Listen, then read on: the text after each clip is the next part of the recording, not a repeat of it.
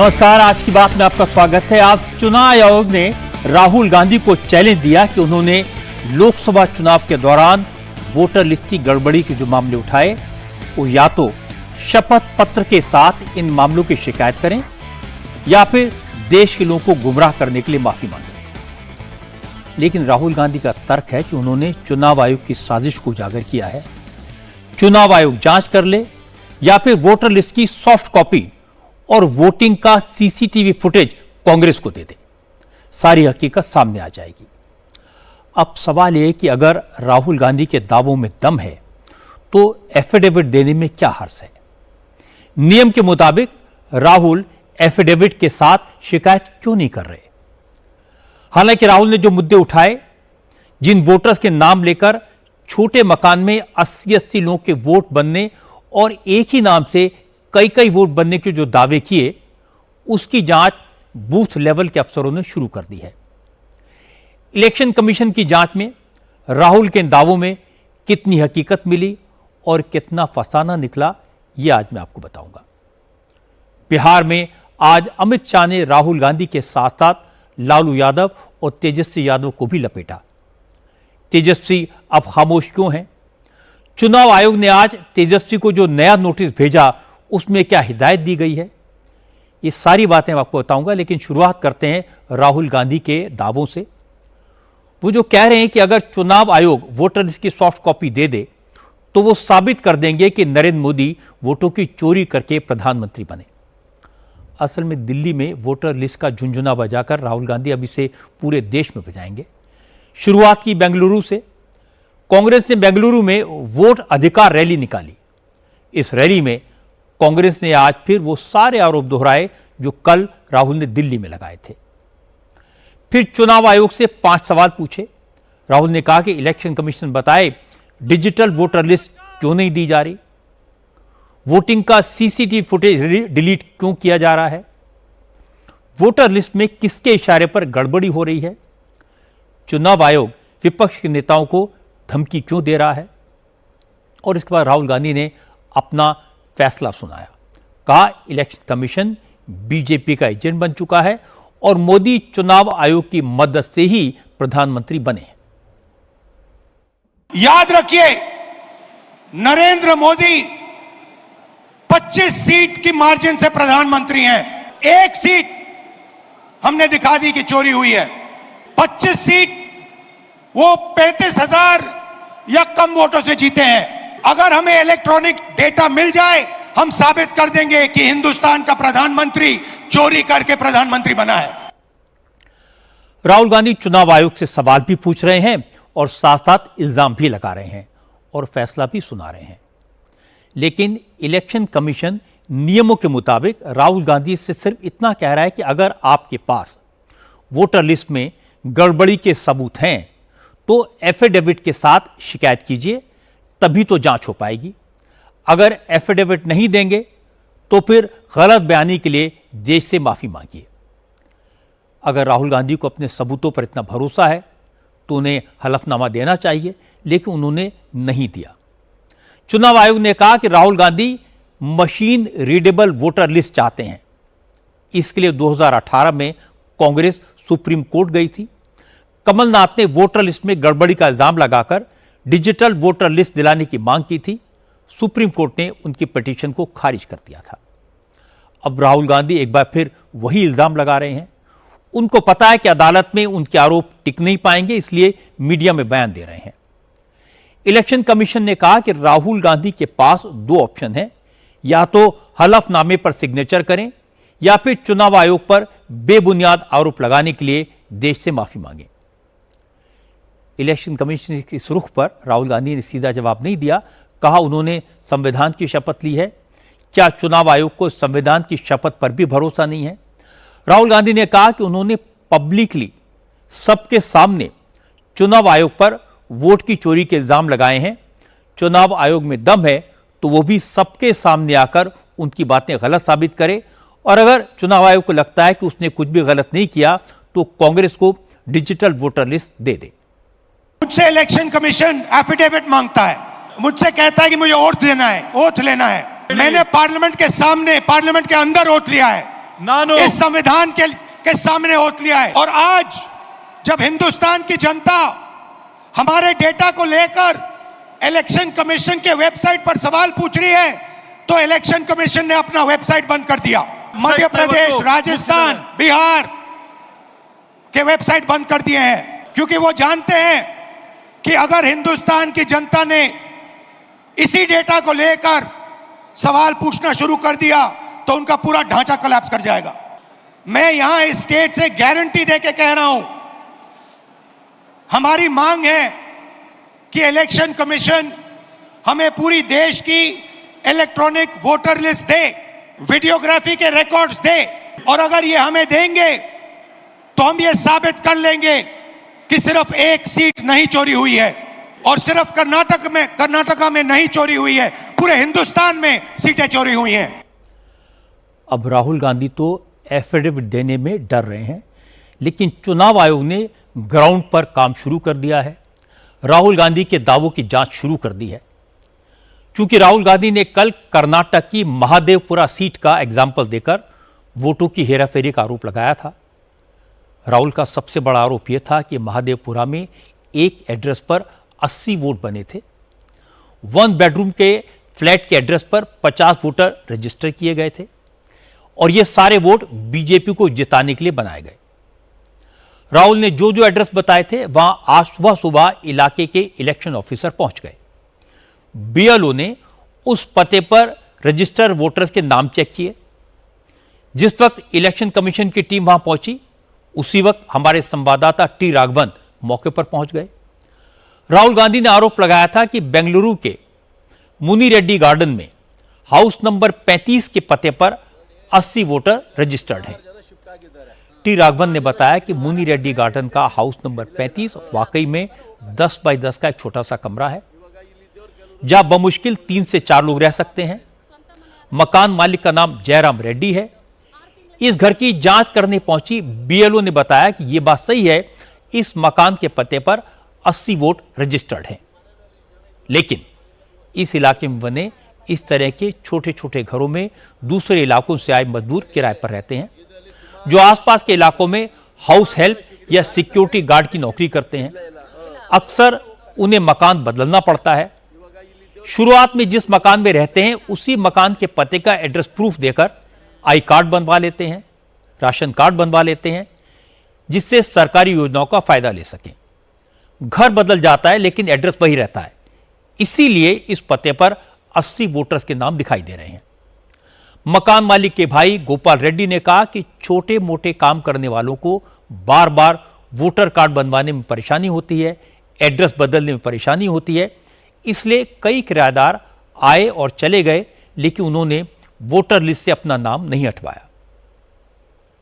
महादेवपुरा विधानसभा क्षेत्र के मुनी रेड्डी गार्डन इलाके में हम पहुंचे हैं, और यहां पर जो सबसे गंभीर आरोप राहुल गांधी ने लगाए हैं वो ये हैं कि मकान नंबर 35 जो इस इलाके में है, इस मकान में एक साथ 80 वोटर्स ने इस एड्रेस पर रजिस्टर किया है। आप मकान देख सकते हैं, बहुत ही छोटा मकान है, 1 बेडरूम का, उससे भी कम जो है इसका इलाका है, और एक बहुत छोटे से मकान में 80 लोग कैसे रह सकते हैं और कैसे वो वोटर बन सकते हैं, एक बड़ा सवाल राहुल गांधी ने खड़ा किया। हमारे साथ गोपाल रेड्डी सर हैं। गोपाल रेड्डी इस जो पूरे मकान के मालिक हैं, जयराम रेड्डी उनके भाई हैं। गोपाल रेड्डी साहब, एक बहुत बड़ा आरोप जो है राहुल गांधी ने लगाया। सबसे पहले हम आपको इससे ये जानना चाहते हैं कि आप किस पार्टी को सपोर्ट करते हैं? आप बीजेपी को सपोर्ट करते हैं कि कांग्रेस को? नहीं जी, मैं पहले था किया कांग्रेस को सपोर्ट किया। मैं कैनवास टाइम में मेरे को एक कंफर्म हो गया, ये कॉन्स्टिट्यूंसी में बीजेपी को बहुत हवा है, कांग्रेस को बहुत कम है। इधर जो इस इलाके में आपके भाइयों का सबका प्रॉपर्टी है, यहाँ पर एक हाउस नंबर 35 है जिसने सब भी फेंके, उधर कौन भी नहीं है। ये आईडी कार्ड बनाया, आ रहा जा रहा, वो इलेक्शन टाइम में उधर आए तो वोटिंग करता चलता है। लोग रेंट पे आते हैं। इस इलाके की बीएलओ मुनी रत्ना ने बताया कि 2023-24 में भी उन्होंने यहां आकर चेक किया था, तब हाउस नंबर 35 में 15 लोग रह रहे थे। बीएलओ ने कहा कि जिन लोगों के नाम पर वोटर के नाम पर दर्ज हैं वो पहले किराए पर रहते थे, यहीं के रेंट एग्रीमेंट पर वोटर आईडी बनवाई थी और अपना पता नहीं चेंज करवाया। इसीलिए राहुल गांधी को एक ही मकान में 80 वोटर्स के नाम मिले। इन आरोपों पर आप क्या कहेंगे? आज जब हमने यहाँ पर चेक किया तो यहाँ से जा चुके 4-5 लोगों के नंबर पर बात हुई। आज भी वो शहर में काम कर रहे हैं। 23-24 में इसी नंबर पर 15 लोग रहते थे। उन्होंने एक साथ एक ही पते पर वोटर ID कार्ड बनाया था। क्या आप 23-24 घर नंबर की बात कर रही हैं? नहीं, मैं कह रही हूँ कि 2023-24 में यहाँ एक ही रूम में 15 बैचलर्स रह रहे थे। उन्होंने एक ही पते पर वोटर ID कार्ड बनाया था। 23-24 में 15 लोग उसी 35 रूम नंबर में रहते थे और उन्होंने इसको चेक भी किया उनके फोन नंबर से। उन्होंने ये बताया भी कि उस वक्त वो रहते थे और उस वक्त इन्होंने इस हाउस का डॉक्यूमेंट देके यहाँ पर वोटर ID कार्ड बनवाया। यानी ये तो क्लियर है कि एक मकान के पते पर 80 वोटर रजिस्टर हैं, लेकिन राहुल का दावा है कि सारे फर्जी वोटर हैं, सारे फर्जी वोट बीजेपी ने बनवाए और इन लोगों के नाम पर बीजेपी को वोट डाले गए। ये निष्कर्ष राहुल ने कैसे निकाला, ये तो वही जाने। मैं आपको दूसरा एग्जाम्पल दिखाता हूं। राहुल गांधी का आरोप है कि महादेवपुरा की वोटर लिस्ट में 4132 नाम ऐसे हैं जिनकी फोटो क्लियर नहीं थी। राहुल ने दावा किया था कि यह भी वोटों की चोरी का एक तरीका है। राहुल ने जिनके नाम वोटर लिस्ट में दिखाए थे उनमें से 3 वोटर्स को खोजकर आज हमारे संवाददाता राघवन उनसे मिले। ये तीनों एक ही परिवार के मेंबर हैं। ये फैमिली पिछले 12 साल से बेंगलुरु में रहती है। पहले उनका घर विजयनगर में था, वहां का वोटर कार्ड बना था। बाद में ओम प्रकाश अपनी फैमिली के साथ महादेवपुरा में शिफ्ट हो गए। यहां अभी उनका वोटर ID कार्ड नहीं बना, लेकिन उन्होंने पिछले चुनाव में आधार कार्ड दिखाकर महादेवपुरा में ही वोट किया था और नया वोटर कार्ड बनाने के लिए अप्लाई किया हुआ है। उन्होंने कहा वो फर्जी वोटर नहीं है, उन्होंने एक जगह ही वोट डाला था। राहुल गांधी को उन्हें इस तरह बदनाम नहीं करना चाहिए। राहुल गांधी ने अपने प्रेजेंटेशन में महादेवपुरा असेंबली कॉन्स्टिट्यूंसी में 4132 ऐसे वोटर्स गिनाए जो इनवैलिड हैं। उनका यह कहना है कि उनको नकली तरीके से वोट डालने दिया गया। पहले हम आपको वो दिखाते हैं जो लिस्ट राहुल गांधी ने जारी की थी। आप देखिए, इस लिस्ट में 433 पर आपको ओम प्रकाश नाम नजर आएगा, उसके बाद 434 सरस्वती और 435 माला। ये तीनों यहाँ पर वोटर हैं। उनके हाथ में आप देखिए वोटर ID कार्ड भी हैं। हम लोग पहले विजयनगर रहते थे, उस समय कार्ड था, और विजयनगर के बाद में हम लोग यहाँ पर अभी आए हैं कुछ महीने से। विजयनगर में रहते हुए सरस्वती जी आपने वोट किया था? हाँ, वोट किया। कितने सालों से आप बैंगलोर में रहती हैं? एक बार दिया है, हो गया 11 साल। कार्ड बनने के बाद में एक बार विजयनगर वोट दिए हैं। उसके बाद में यहाँ महादेवपुरा है, वहाँ पर 2 बार वोट दिए हैं। वहाँ मेरा कार्ड आया नहीं था, पेपर आधार कार्ड दिखा के वोट दिए हैं। उसके बाद में अब अभी तक हुआ नहीं है। यहाँ पर है, नया कार्ड बनवाने के लिए नया एड्रेस बनवाएंगे, इसके लिए और चेष्टा आप देख रहे हैं। BBMP ऑफिस जाएंगे, वहां पर इन्हें वोट डालने दिया गया क्योंकि इनके पास वोटर स्लिप इनकी जनरेट हो गई थी, किसी और जो ID प्रूफ है उसकी मदद से इनको वोट डालने के लिए वहां पर दिया गया। उसके बाद अब वहां से ये लोग पनातूर शिफ्ट हो गए और यहां पर बहुत रिसेंटली आए हैं। तो यहां पर भी वोटर जो है ID कार्ड नया एड्रेस पे बनना है, उसके लिए भी एप्लीकेशन दे दी गई है, लेकिन वो वोटर ID कार्ड अभी नहीं बना है। तो ऐसे ये कह देना कि ये इनवैलिड वोटर्स हैं, ये सही नहीं होगा। तो कम से कम ये फर्जी वोटर नहीं है, असली वोटर हैं। राहुल को जिन लोगों की फोटो वोटर कार्ड में नहीं मिली, उनके चेहरे भी राहुल को देख लेने चाहिए। वो भी फर्जी वोटर नहीं है, न डमी वोटर हैं। राहुल ने कल आदित्य श्रीवास्तव का नाम बार बार लिया था और कहा था कि आदित्य श्रीवास्तव लखनऊ में भी वोटर हैं, मुंबई की वोटर लिस्ट में भी उनका नाम है और वो महादेवपुरा की वोटर लिस्ट में भी हैं। अब बात तो सही थी कि एक आदमी 3 राज्यों में वोटर कैसे हो सकता है, तो जरूर कुछ गड़बड़ होगा। चुनाव आयोग इसका जवाब दे, ये राहुल ने कहा था। यूपी के चुनाव अधिकारी ने तो कल ही क्लियर कर दिया था कि आदित्य श्रीवास्तव नाम का कोई वोटर लखनऊ की वोटर लिस्ट में नहीं है। आज हमारे संवाददाता दिनेश मौर्य ने चुनाव आयोग के इस दावे की जांच की, आदित्य श्रीवास्तव को ढूंढ निकाला, उनसे फोन पर संपर्क किया और पूछा कि आखिर 3 राज्यों की वोटर लिस्ट में उनका नाम कैसे आया। आदित्य श्रीवास्तव ने बताया वो लखनऊ के रहने वाले हैं, इसलिए पहले उनका नाम लखनऊ की वोटर लिस्ट में था। फिर वो मुंबई शिफ्ट हो गए, तो 2018 में उन्होंने चुनाव आयोग की वेबसाइट पर जाकर अपना वोट मुंबई ट्रांसफर करा लिया था और 4 साल पहले वो मुंबई से बेंगलुरु शिफ्ट हुए, तो उन्होंने अपना वोट बेंगलुरु में ट्रांसफर करा लिया। उनके पास एक ही वोटर आईडी है और वो सिर्फ बेंगलुरु में वोट डालते हैं। लखनऊ और मुंबई से उन्होंने वोट ट्रांसफर कराया, इसलिए उनका एपिक नंबर एक ही है। आदित्य श्रीवास्तव जी से बात हो रही मेरी? जी, क्या कहना है आपका कि इतनी जगह आपका नाम रजिस्टर्ड है? लखनऊ से हूँ मैं ओरिजिनली। लखनऊ का वोटर आई कार्ड मैंने बॉम्बे ट्रांसफर करवाया था। ये कब की बात होगी जी, तो मेरे अंदाजन? 2016, 17, 18, 2017, 2018 में हो सकता है चेंज कराया होगा। ठीक है, 2017 या 2018 में। जी ठीक है, तो इसीलिए अगर आप देखेंगे जो भी वो रिपोर्ट कर रहे हैं, मेरा voter I card number same है जी। तो ऑनलाइन जो फॉर्म है उसके थ्रू मैंने ट्रांसफर करवाया था अपना वोटर आई कार्ड जी। फिर उसके बाद में 2021 में मैं बॉम्बे छोड़ के मैं बैंगलोर आ गया जी। और अभी मैं बैंगलोर में रह रहा हूँ। तो मैंने फिर से मैंने उनकी वेबसाइट पे जाके अब आई कार्ड बॉम्बे से बैंगलोर में ट्रांसफर किया। तो मैंने फॉर्मेट मैंने भर दिया, मेरे पास में नया वोटर आई कार्ड आ, ठीक है। अच्छा। मैंने प्रेस कॉन्फ्रेंस के बाद में मैंने चेक भी किया उसके बाद में कि अच्छा। क्या कहते हैं कि मेरा अगर पर्टिकुलर नाम आ रहा है क्या अभी भी वोटर लिस्ट है, तो मैंने चेक किया मेरा नाम अभी तो केवल बैंगलोर में ही है। तो इलेक्शन कमीशन ने जो दावा किया, हमने उसकी जांच की। इलेक्शन कमीशन की बात सही निकली, ये वोटर फर्जी नहीं है, इनवैलिड नहीं है और 3 जगह इनका नाम नहीं है, एक ही जगह है। ग्राउंड रियलिटी देखने के बाद ये तो साफ हो गया कि राहुल गांधी के दावों में और ज़मीनी हकीकत में ज़मीन आसमान का फ़र्क है, समझ में फ़र्क है। जिन लोगों को राहुल फर्जी वोटर बता रहे थे वो जेन्युइन वोटर निकले हैं। इसीलिए केंद्रीय मंत्री भूपेंद्र यादव ने कहा कि राहुल गांधी फ्रस्ट्रेशन में संवैधानिक संस्थाओं को बदनाम कर रहे हैं। भूपेंद्र यादव ने कहा कि राहुल ने पहले चुनाव आयोग के अफसरों को धमकाया, फिर झूठे दावे करके इलेक्शन कमीशन पर कीचड़ उछाला, लेकिन अब एफिडेविट देने में डर रहे हैं।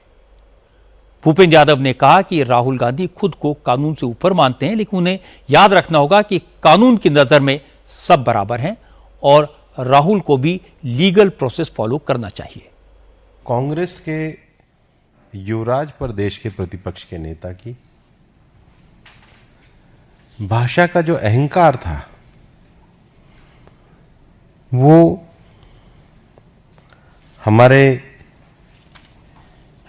काम करने वाले चुनाव आयोग के जो कर्मचारी हैं उनके लिए था। Rahul Gandhi has said, and I quote, "When we come to power, there will be consequences for election commission officers, big and small." क्या देश की संवैधानिक संस्थाओं के कर्मचारियों के लिए ऐसी भाषा प्रतिपक्ष के नेता को शोभा देती है?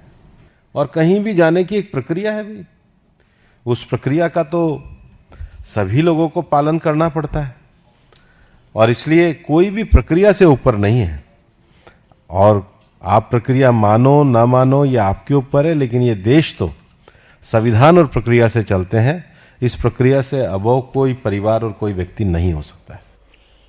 इसके बाद निशिकांत दुबे ने कहा कि राहुल गांधी को पता ही नहीं होगा कि खुद इंदिरा गांधी ने लोकसभा में कबूल किया था कि कांग्रेस वोट की लूट करती थी, बूथ की डकैती करके बैलेट पेपर पर ठप्पा मारकर चुनाव जीतती थी।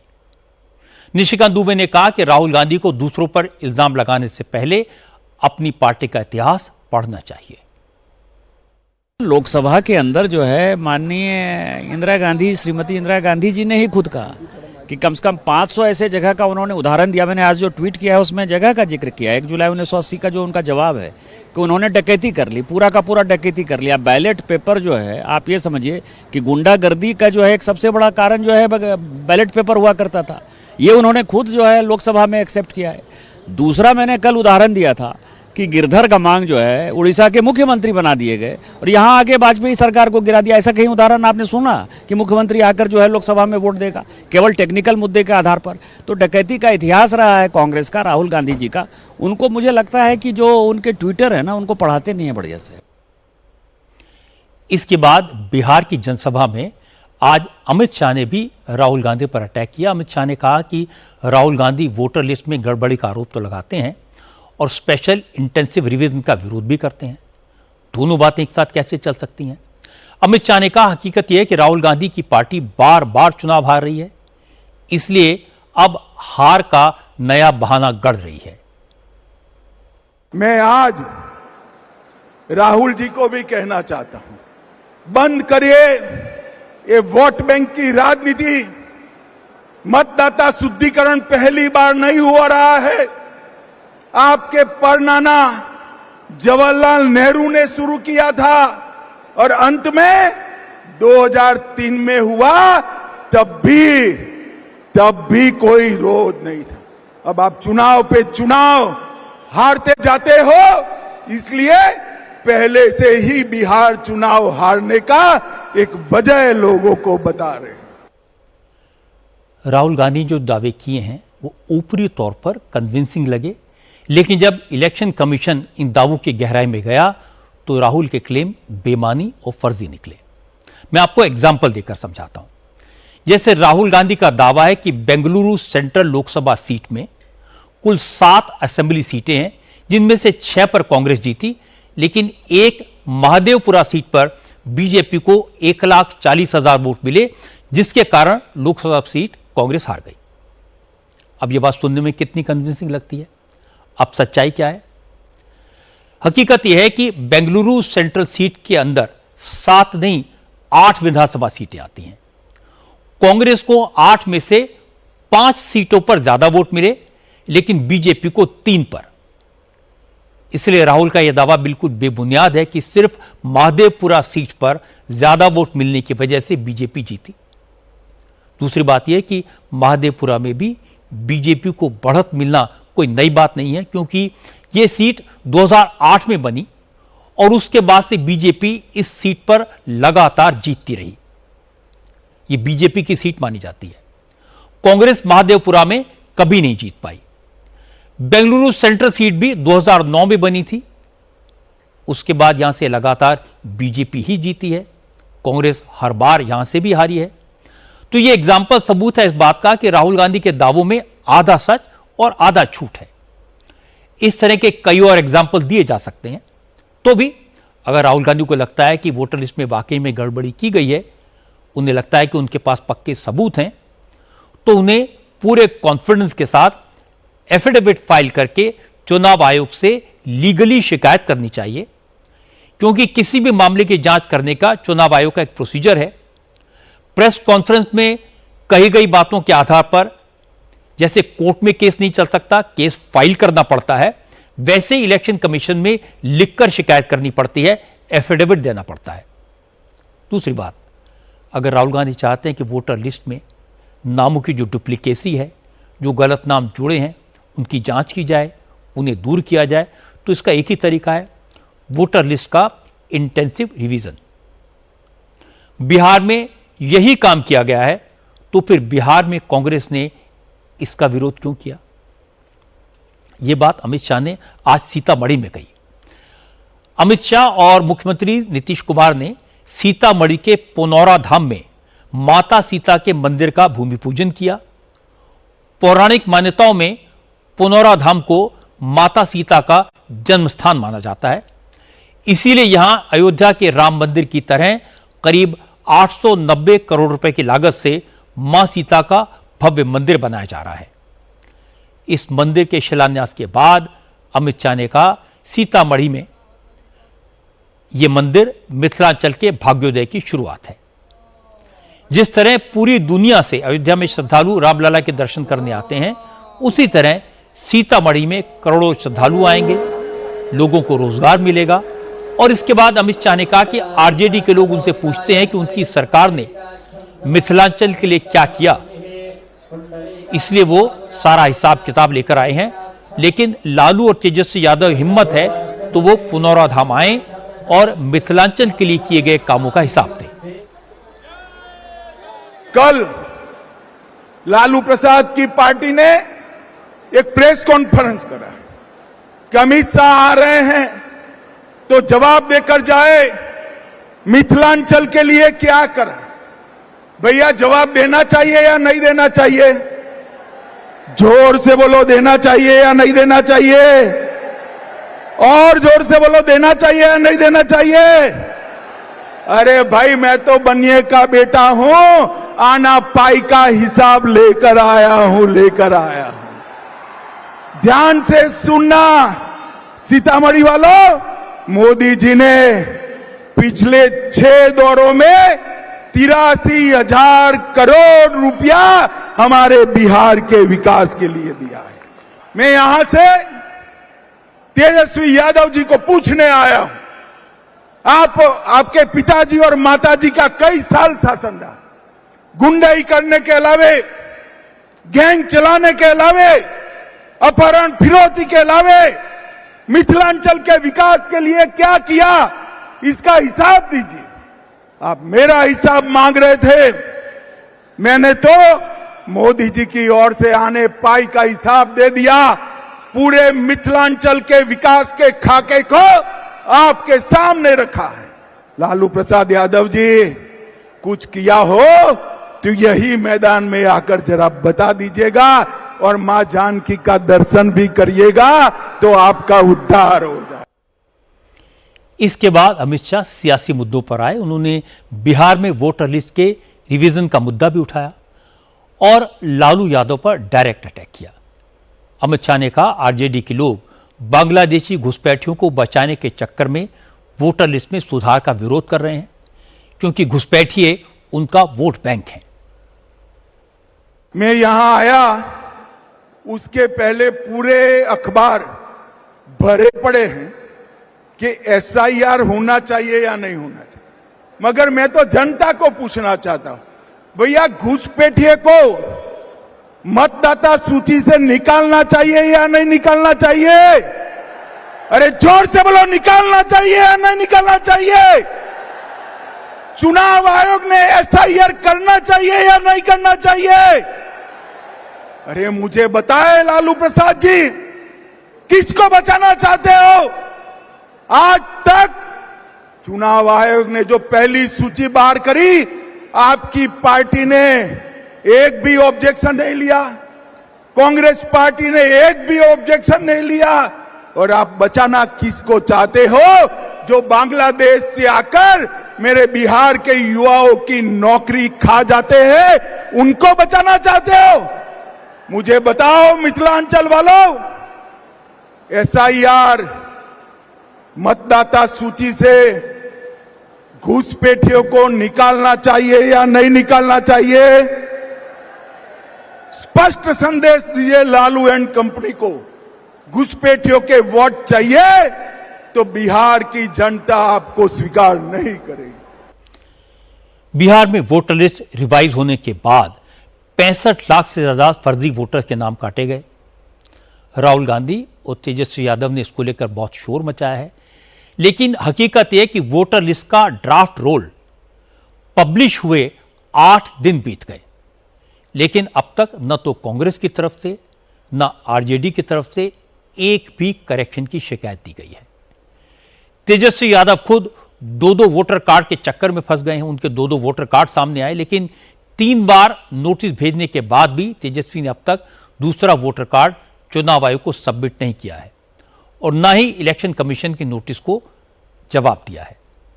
इससे बात तो क्लियर है कि वोटर लिस्ट के रिवीजन का विरोध दिखावा है, इरादा कुछ और है। इसीलिए अमित शाह ने कहा, क्या वोटर लिस्ट में रिवीजन का विरोध करके लालू और तेजस्वी बांग्लादेशी घुसपैठियों को बचाना चाहते हैं? और अब मैं आपको धराली में चल रहे रेस्क्यू ऑपरेशन का अपडेट दे देता हूं। आज चौथे दिन रेस्क्यू ऑपरेशन करीब करीब पूरा हो गया। फ्लैश फ्लड के बाद हर्षिल, गंगोत्री, धराली और इसके आसपास के इलाकों में फंसे ज्यादातर लोगों को सुरक्षित जगहों पर पहुंचा दिया गया। बचाए गए लोगों में सबसे ज्यादा वो श्रद्धालु हैं जो गंगोत्री के दर्शन करने गए थे लेकिन लौट नहीं पाए, रास्ते बंद होने की वजह से फंसे रह गए।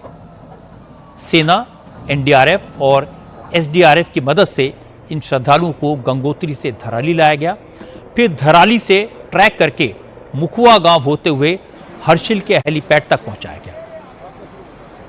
हर्षिल से एयरलिफ्ट करके इन्हें देहरादून ले आया गया लाया गया और जो लोकल लोग इस इलाके में फंसे थे उन्हें उत्तरकाशी शिफ्ट किया गया। प्रशासन के मुताबिक इन इलाकों में करीब 800 लोग फंसे थे, जिनमें 500 दूसरे राज्यों से आए श्रद्धालु थे। इनमें से देर शाम तक 400 लोगों को एयरलिफ्ट किया जा चुका है। अब तक सेना के चिनूक, MI-17 और प्राइवेट हेलीकॉप्टर्स की मदद से कुल 629 लोगों को रेस्क्यू किया गया। हालांकि शाम को बारिश की वजह से हेलीकॉप्टर उड़ान नहीं भर पाए। अब मौसम साफ होने के बाद कल ये हेलीकॉप्टर कुछ और सॉर्टीज करेंगे। NDRF के DIG गौतम चौहान ने बताया कि रेस्क्यू टीम के लिए लोगों को आपदा प्रभावित इलाकों से बाहर निकालना सबसे बड़ा चैलेंज है, क्योंकि सड़क का रास्ता पूरी तरह बंद है। फिर भी मुश्किल हालात में पहाड़ों के बीच रास्ते बनाकर लोगों को बचाया गया। लेकिन मलबे में कितने लोग दबे हैं, इस आपदा में कितने लोग शिकार हुए, इसका किसी को कोई अंदाजा नहीं। 300-350 का जो आंकड़ा वहाँ पर है हर्षिल और गंगोत्री में, आज उम्मीद है वो पूरा जो है ऑपरेशन करके सभी को इवैक्यूएट कर दिया जाएगा। मलबा बहुत ज़्यादा है, तो जो तो जीवित हैं या घायल हैं उन लोगों को निकाला जा चुका है। जो मलबे में दबा है उनको कहने की अभी कोई ऐसी आंकड़ा है ना इस अवस्था में कोई है कि बता पाएँ कि कितने लोग हैं। मलबा अपने आप में एक बहुत चुनौती वाला कार्य है। उसको उसमें अभी चूँकि पानी भी आ रहा है तो उसमें दलदल बहुत हो गया, उसमें ऑपरेशन करना बहुत मुश्किल है। लेकिन हमारे पास NDRF के हमारे पास जो सर्च डॉग्स हैं और कैडावर डॉग्स हैं जो कि मरे हुए आदमी की भी ढूंढने की क्षमता रखता है। कुछ हमारे पास इक्विपमेंट्स है जो ज़मीन में दबे हुए लोगों के बारे में जानकारी दे सकता है। तो उम्मीद करते हैं कि उससे हमको कुछ अगर सफलता मिलती है तो हम ऑपरेशन को आगे कर पाएंगे। जिन टूरिस्ट को रेस्क्यू किया गया उनके लिए बड़े बड़े टेंट लगाए गए हैं, कपड़ों का और खाने पीने का इंतजाम किया गया है। उत्तरकाशी के मातली हेलीपैड पर हमारे संवाददाता अभय पाराशर ने जब इन श्रद्धालुओं से बात की तो सबने पुष्कर सिंह धामी और उनकी सरकार का धन्यवाद किया। दूसरे राज्यों से आए श्रद्धालुओं ने कहा कि गंगोत्री में उन्हें इस बात का अंदाजा भी नहीं था कि धराली में क्या हुआ, लेकिन जब वो धराली में पैदल रास्ते से हर्षिल आ रहे थे तो वहां का मंजर देखकर रूह कांप गई। पहले हम लोग गंगोत्री में थे और 2 दिन वहाँ पे निकाले और फिर एक दिन हम लोग ने हर्षिल वैली आए बाई वॉक। और हर्षिल वैली से फिर हम लोग को मिलिट्री ने पूरी सुविधाएं दी, आर्मी लोगों ने जो हेल्प थी सारी हम लोग को की और हमें यहाँ पे लेके आए रेस्क्यू करके। था जो रोड था वो पूरा ब्लॉक हो गया था, पूरा गांव मिट्टी के अंदर था, तो उसको वो क्रॉस करने में थोड़ी हम लोग को दिक्कत आई। मंगलवार को जब हम निकले थे गंगोत्री से तभी हादसा हुआ। आधे घंटे से हम बच गए, तो आगे जब हुआ हम देखने के लिए गए थे अपने ड्राइवर लोग और हम, तो पूरा गाँव गया था उधर। तो पूरा हम चल के चले तो कोई आश्चर्य दिखने तो पूरा गाँव चला गया था। बाद में हम आए तो उन्होंने बोला कि आप जाने के लिए 3 दिन रुकने पड़ेगा उसको। बाद में 3 दिन बाद उसने बोला कि आपको हम यहाँ से रेस्क्यू करेंगे। तो यहाँ से हम हर्षिल में आए, एक दिन पूरा टेक करके। तो धराली से ऊपर तक एक है 7 किलोमीटर का वो टेक करना पड़ा हमको। कम से कम 500 से 600 लोग ऊपर फंसे हुए थे, जिनमें से कल थोड़े लोग को रेस्क्यू कराया गया और थोड़े लोग को आज रेस्क्यू करके यहाँ उत्तरकाशी का जो मातली है हेलीपैड वहाँ पर लेकर आए हैं। आज जो ये टीम काम कर रही है, हमारे धामी सरकार जो उत्तराखंड गवर्नमेंट है वो जो काम कर रही है उसके लिए कोई वर्ड नहीं है, इतना अच्छा काम कर रही है। पुष्कर सिंह धामी 3 दिन से उत्तरकाशी में ही ठहरे थे। आज जब रेस्क्यू ऑपरेशन का काम करीब पूरा हो गया तब पुष्कर धामी वापस देहरादून लौटे।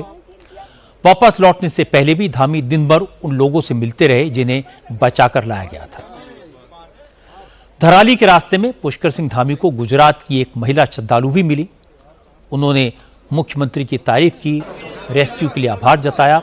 असल में इस महिला का परिवार गंगोत्री में फंस गया था।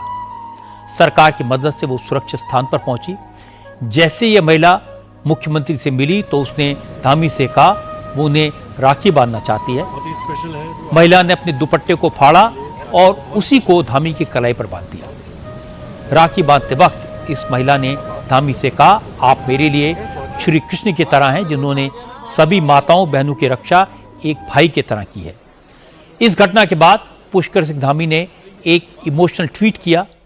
उन्होंने लिखा, ये उनकी जिंदगी का सबसे अच्छा उपहार है।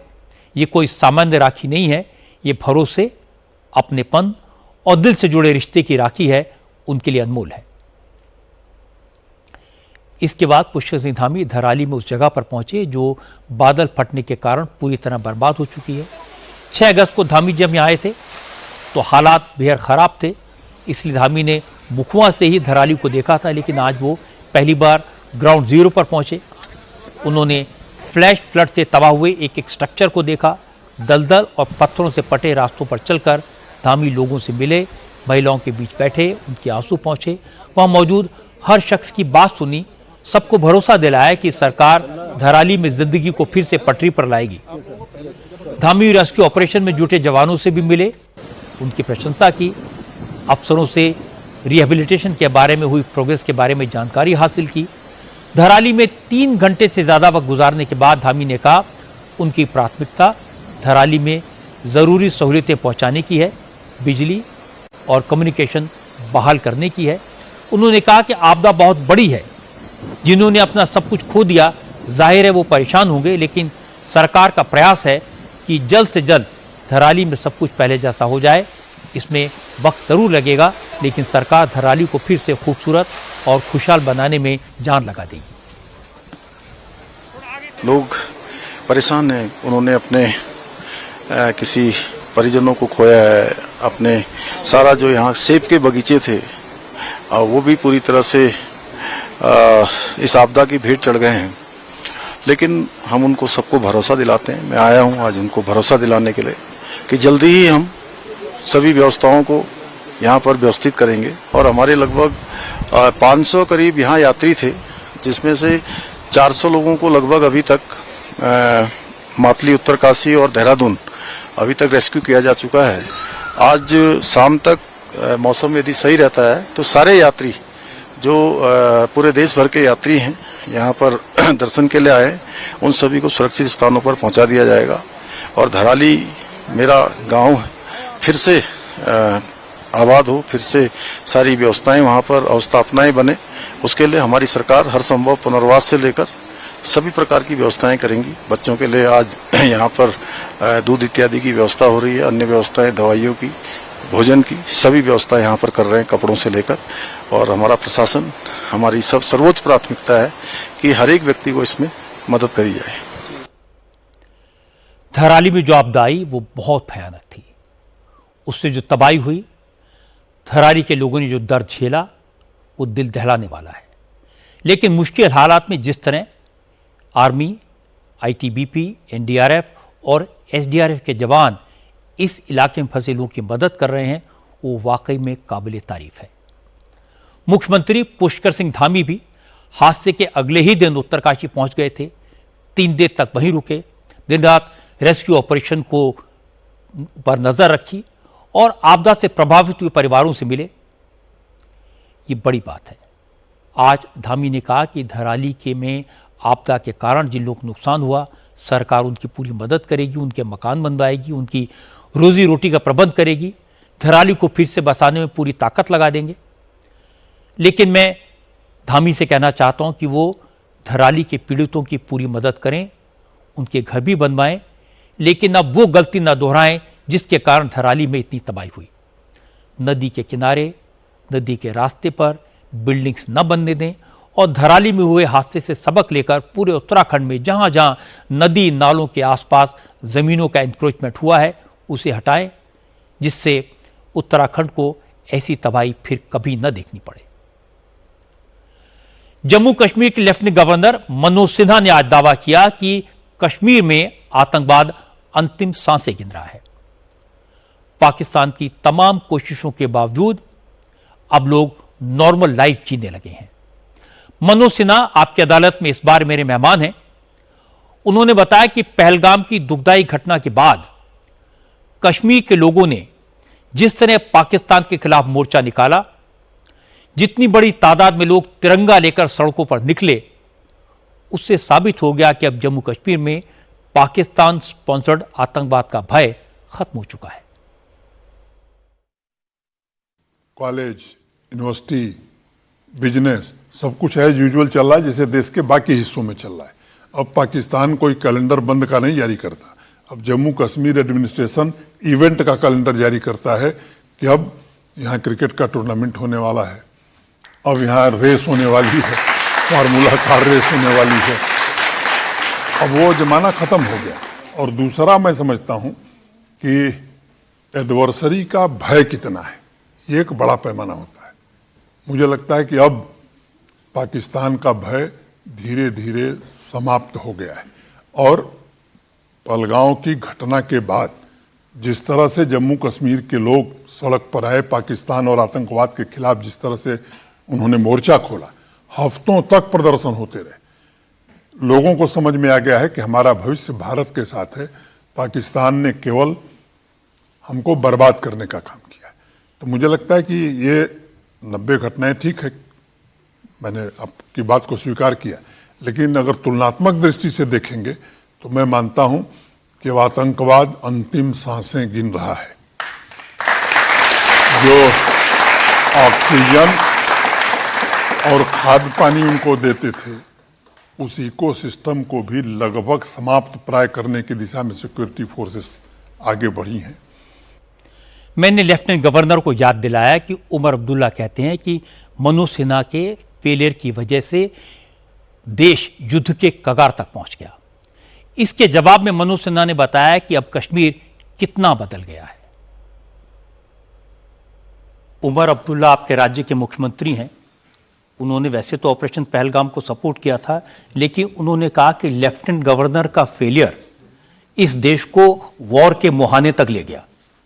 उन्होंने कहा है तो मैं इसका स्वागत करता हूं। अब उनको ये भी कहना चाहिए कि हड़ताल बंद हो गई।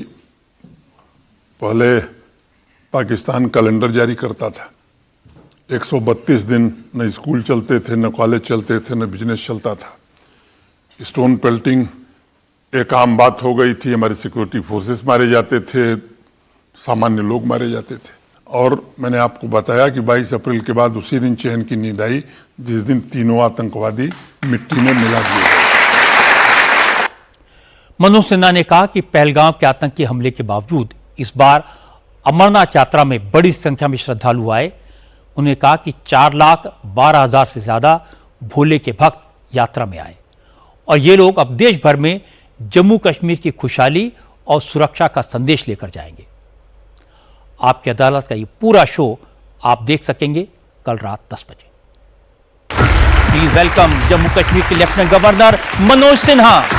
जब उत्तर प्रदेश में भारतीय जनता पार्टी की मेजोरिटी आई तो आपका नाम चला मुख्यमंत्री बनने के लिए। पार्टी के किसी भी जिम्मेदार व्यक्ति ने मुझसे नहीं कहा। तो आपको अच्छा लगा कि योगी आदित्यनाथ मुख्यमंत्री बन गए? स्वाभाविक रूप से। जिस माफिया के खिलाफ आप इतने बरस लड़ रहे थे, अब हम सुनते हैं उसमें से कुछ माफिया नीचे चला गया, कुछ ऊपर चला गया। ये सच है कि उत्तर प्रदेश में कानून का राज वहां स्थापित हुआ है। ये ठीक है कि गाड़ी पलट जाती है? नितिन गडकरी जी बहुत प्रयास कर रहे हैं कि हाईवे पर दुर्घटना न हो, बावजूद इसके दुर्घटनाएं हो जाती हैं। जम्मू कश्मीर के उपराज्यपाल मनोज सिन्हा आपकी अदालत में शनिवार रात 10 बजे। आज की एक और बड़ी खबर आपको बता दूं, अमेरिका के टैरिफ वॉर के खिलाफ भारत, चीन और रूस की मोर्चेबंदी बनती हुई दिखाई दे रही है। आज रूस के प्रेसिडेंट व्लादिमीर पुतिन ने प्रधानमंत्री नरेंद्र मोदी को फोन किया। दोनों नेताओं के बीच लंबी बातचीत हुई। प्रधानमंत्री मोदी ने इसकी जानकारी शेयर की। मोदी ने बताया कि प्रेसिडेंट पुतिन ने उन्हें यूक्रेन वॉर का अपडेट दिया। दोनों नेताओं ने स्ट्रेटेजिक रिलेशन और मजबूती बनाने पर चर्चा की। मोदी ने कहा कि वो प्रेसिडेंट पुतिन के भारत दौरे का बेताबी से इंतजार कर रहे हैं। आज एक और डेवलपमेंट हुई। चीन के सरकारी अखबार ग्लोबल टाइम्स ने भारत की, प्रधानमंत्री मोदी की जमकर तारीफ की। ग्लोबल टाइम्स ने लिखा कि मोदी चीन के दौरे पर आ रहे हैं। ये बहुत बड़ी और अच्छी बात है। इससे चीन और भारत दोनों का फायदा होगा। पूरे इलाके की शांति और स्थिरता को बढ़ावा मिलेगा। एक बार फिर से चीन और भारत को भाई भाई बताते हुए ग्लोबल टाइम्स ने लिखा कि मुश्किल वक्त में भाई की मदद करने से अपना भी भला होता है। ग्लोबल टाइम्स का इशारा भारत पर ट्रंप के टैरिफ की तरफ था। भारत में चीन के राजदूत शू फी होंग ने भी कल ट्रंप के टैरिफ का विरोध किया था और कहा था कि ट्रंप का रुख वर्ल्ड ट्रेड ऑर्गेनाइजेशन के नियमों के खिलाफ है।